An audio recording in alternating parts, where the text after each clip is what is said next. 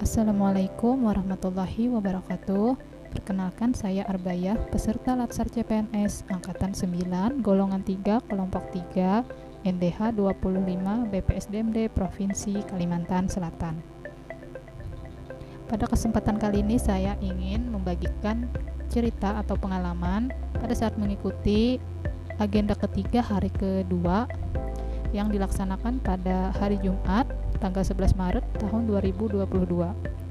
Di sini kami mempelajari materi yang ada pada agenda ketiga sebanyak 2 JP dengan sistem asinkronus. Dan yang kedua adalah tugas pada agenda ketiga dengan 9 JP.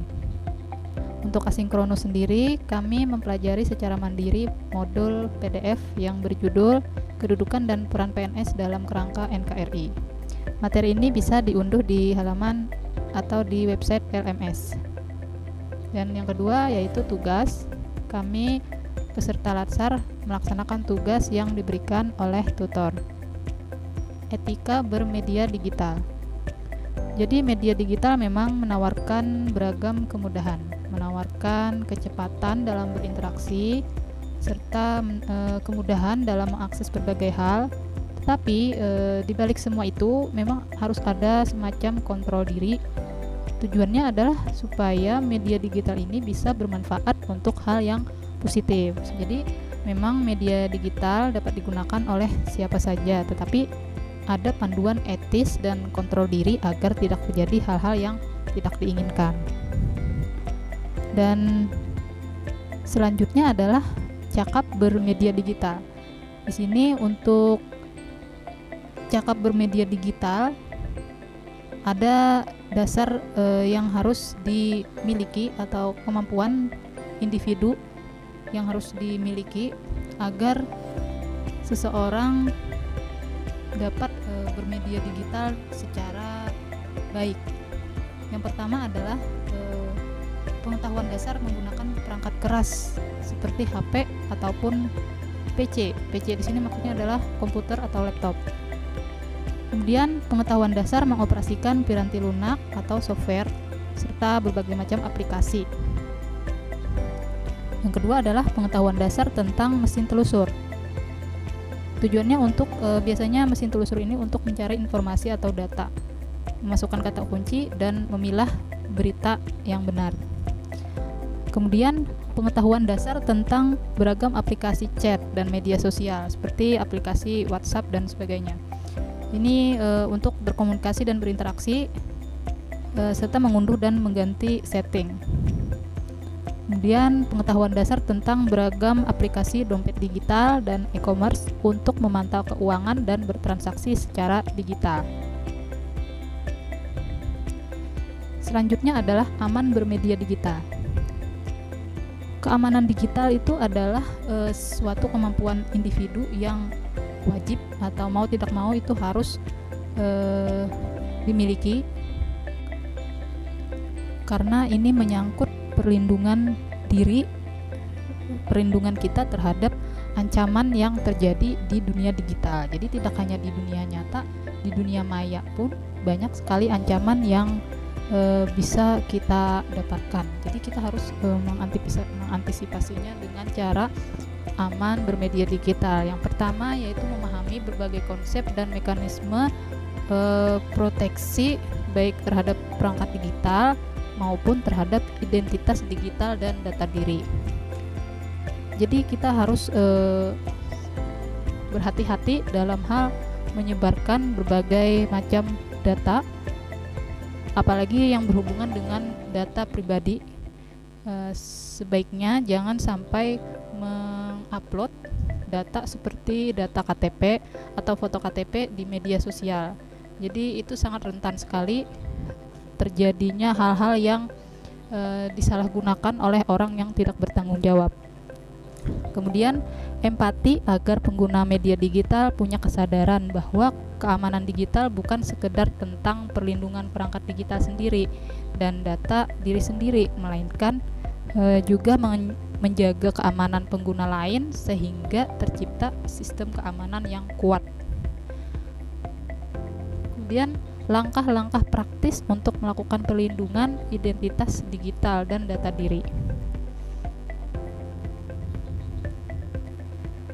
Dalam budaya bermedia digital, kompetensi keamanan digital merupakan kecakapan individual yang bersifat formal dan mau tidak mau bersentuhan dengan aspek hukum positif. Secara individual, terdapat 3 area kecakapan keamanan digital yang wajib dimiliki oleh pengguna media digital. Landscape digital, internet, dan dunia maya. Landscape digital merupakan sebutan kolektif untuk jaringan sosial, surel atau email, situs daring, perangkat seluler, dan lain sebagainya. Fungsi perangkat keras dan perangkat lunak saling berkaitan, sehingga tidak bisa lepas satu sama lain. Kita tidak bisa mengakses dunia digital tanpa fungsi dari keduanya. Komputer yang paling dekat dengan kehidupan kita adalah komputer pribadi. Komputer merupakan istilah yang digunakan untuk menyebut komputer yang didesain untuk penggunaan individu. Itu menurut Wayne Penn tahun 2015.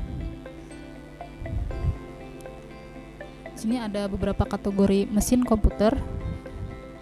Yang pertama adalah komputer di mana ada kekurangan dan kelebihan pada komputer ini.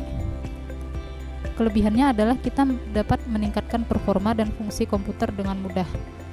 Untuk kekurangannya sendiri, ini tidak bisa dibawa atau tidak portable.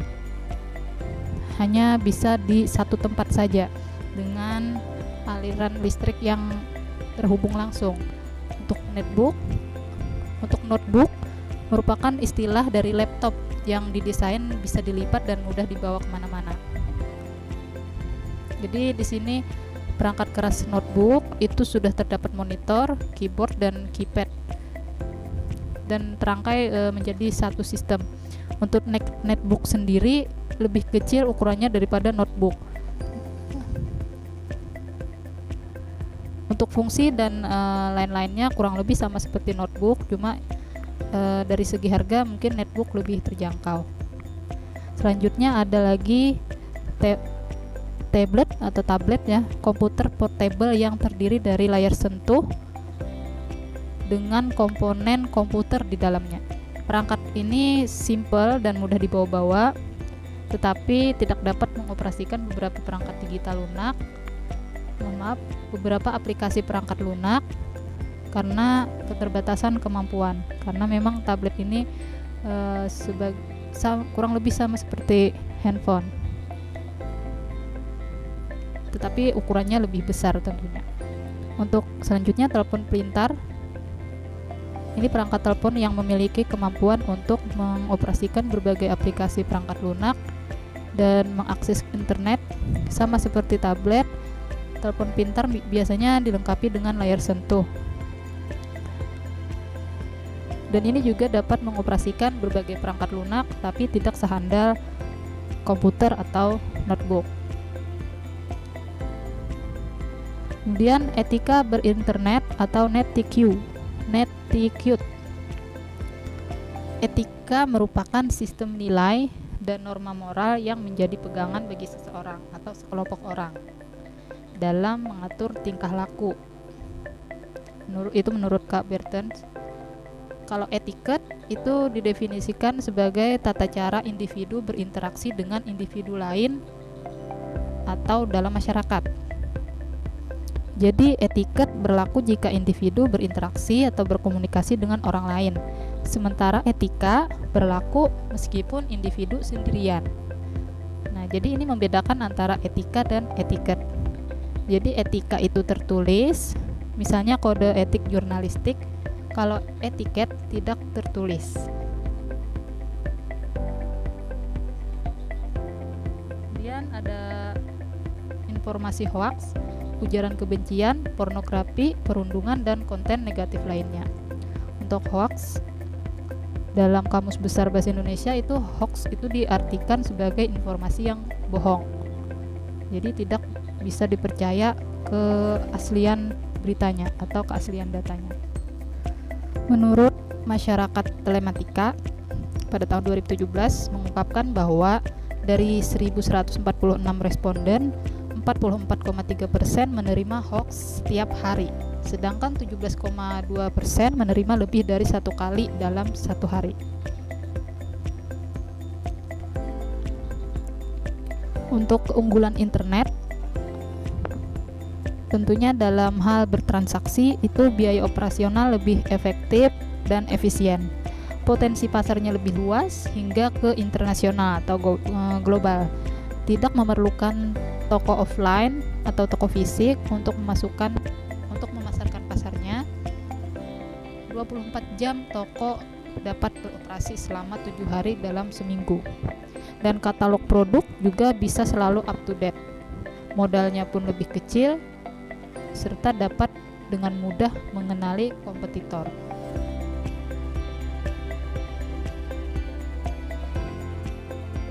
Selanjutnya ini adalah tugas untuk peserta Latsar. Di sini kami mendapat tugas individual.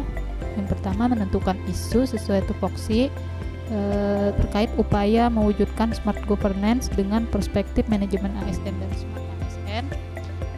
Tugas yang kedua yaitu membuat video learning journal pribadi yang menceritakan pengalaman pembelajaran untuk hari kedua. Demikian, terima kasih. Wassalamualaikum warahmatullahi wabarakatuh.